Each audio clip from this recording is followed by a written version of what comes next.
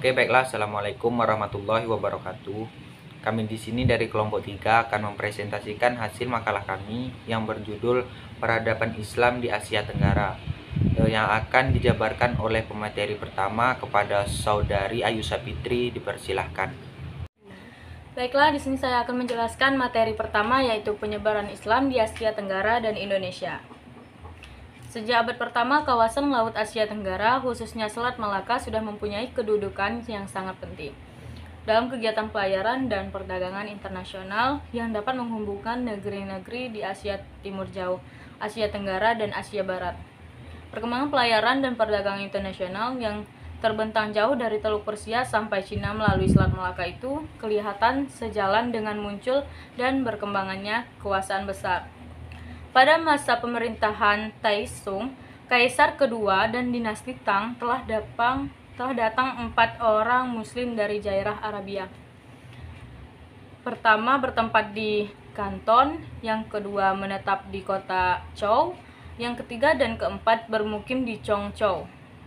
Orang Muslim pertama, Sa'ad bin Abi Waqqas, adalah seorang mubalik dan sahabat Nabi Muhammad SAW. Dalam sejarah Islam Cina, ia bukan saja mendirikan masjid di Canto yang disebut Masjid Wajinzi atau Masjid Kenangan atas Nabi. Karena itu sampai sekarang kaum Muslim Cina membanggakan sejarah perkembangan Islam di negeri mereka yang dibawa langsung oleh sahabat dekat Nabi Muhammad SAW sendiri sejak abad ke-7 dan sesudahnya. Nah, sejak abad ke-7 dan abad selanjutnya, Islam telah datang di daerah bagian timur Asia, yaitu di negeri Cina, khususnya Cina Selatan. Sebagainya dikemukakan di atas Selat Malaka sejak abad tersebut sudah mempunyai kedudukan penting. Karena itu boleh jadi para pedagang dan mubalik Arab dan Persia yang mempunyai jarak tempuh pelayaran melalui Selat Malaka. Kedatangan Islam di Asia Tenggara dapat dihubungkan dengan pemberian dari Ai Ching, seorang musafir Buddha yang mengadakan perjalanan dengan kapal yang disebutnya kapal Pose di Kanton pada tahun 671. Ia kemudian berlayar menuju arah selatan ke Boga, diduga daerah Palembang di Sumatera Selatan. Selain pemberitaan tersebut, dalam Tingsu dari masa dinasti yang terdapat laporan yang menceritakan orang Tasih mempunyai niat untuk menyerang kerajaan Holing atau Kalingga di bawah pemerintahan Ratu Sima pada tahun 674. Dari sumber tersebut ada 2 sebutan, yaitu Pose dan Tasih. Menurut beberapa ahli, yang dimaksud dengan Pose adalah Persia dan yang dimaksud dengan Tasih adalah Arab. Itu tadilah penjelasan dari saudari kita Ayu Sapitri. Yang kedua kalinya akan dilanjutkan kepada saudari Iis Purwanti. Kepadanya dipersilahkan.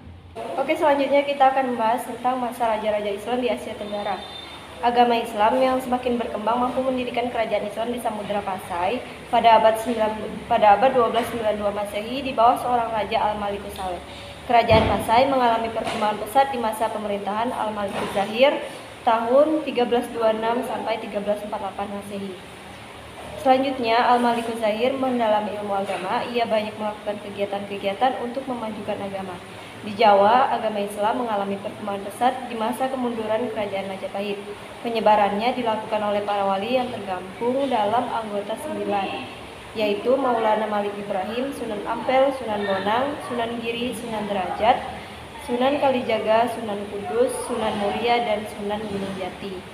Di Jawa berdiri kerajaan-kerajaan Islam. Perkembangan Islam di Jawa bersama waktunya dengan melemahnya posisi Raja Majapahit. Hal ini memberi peluang kepada penguasa-penguasa Islam untuk membangun pusat-pusat kekuasaan yang independen, yakni Kerajaan Demak. Di Kalimantan tumbuh pula kerajaan Islam seperti Kerajaan Islam Banjar, Kerajaan Islam Sukadama, Kerajaan Islam Brunei. Sedangkan kerajaan Islam di Sulawesi adalah kerajaan Islam Bugis atau Bone. Selanjutnya, negara-negara Islam di Asia Tenggara. Yang pertama, Islam di Malaysia. Masyarakat Muslim di Malaysia sebagian besar berlatar belakang pedesaan dan mayoritas mereka bekerja sebagai petani. Warga perkampungan Malaysia menjalankan praktik-praktik keagamaan meyakini terhadap roh suci, tempat suci, dan meyakini para wali yang dikeramatkan baik di kalangan muslim maupun non-muslim. Mengenai hasil peradaban Islam di Malaysia, yaitu adanya bangunan-bangunan masjid yang megah seperti Masjid Ubaidah di Kuala Kancong, kemudian banyaknya bangunan-bangunan sekolah Islam, serta berlakunya hukum Islam pada pemerintahan Malaysia. Selanjutnya, Islam di Muang Thai. Penyebaran Islam di Muang Thai melalui perdagangan. Di sana, Islam tidak berhasil mendesak pengaruh Buddha secara kultural maupun politik, karena Islam pada masa itu masih sedikit. Kaum muslimin yang menjadi mayoritas menghadapi masalah, namun tak lama kemudian, muslim minoritas bisa berperan penting dalam kehidupan nasional mereka. Setelah datangnya Islam, konsep negara atau agama dikotomi Melayu Islam yang menyatakan hubungan mistik yang sama dipatani seperti di negeri Islam lainnya. Dan dengan itu Islam sebagai faktor pemersatunya masa kejayaan daerah Patan itu pada abad ke-17. Perkembangan Islam di Muang Thai seperti kita ketahui, yaitu di Bangkok terdapat sekitar 2000 bangunan masjid yang sangat indah dan megah, kemudian golongan tradisional dan golongan ortodoks, serta Islam di Filipina. Selanjutnya, Islam di Nusantara sendiri. Sejumlah ahli mengajukan teori bahwa sumber Islam di Kepulauan Melayu Indonesia adalah anak benua India selain Arab dan Persia. Orang pertama menggunakan teori ini adalah Vicenapel yang berkebangsaan Belanda dari Universitas Leiden.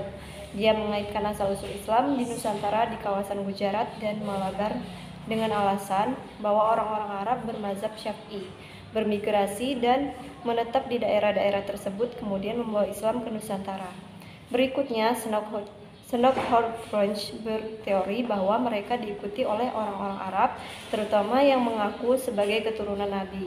Dia berpendapat bahwa abad ke-12 merupakan waktu yang paling mungkin, saat paling awal Islamisasi di Kepulauan Melayu Indonesia. Berdasarkan logika linier, Mokuite menyimpulkan bahwa karena mengambil batu nisan di Gujarat, orang-orang Melayu Indonesia juga mengambil Islam di wilayah tersebut. Dengan logika linier yang lemah itu, tidak heran kalau kesimpulan Mokuite ditentang oleh Fatimi yang berpendapat bahwa salah jika mengaitkan seluruh batu nisan yang ada di Pasai, termasuk batu nisan Malik As-Salih dengan Cambar.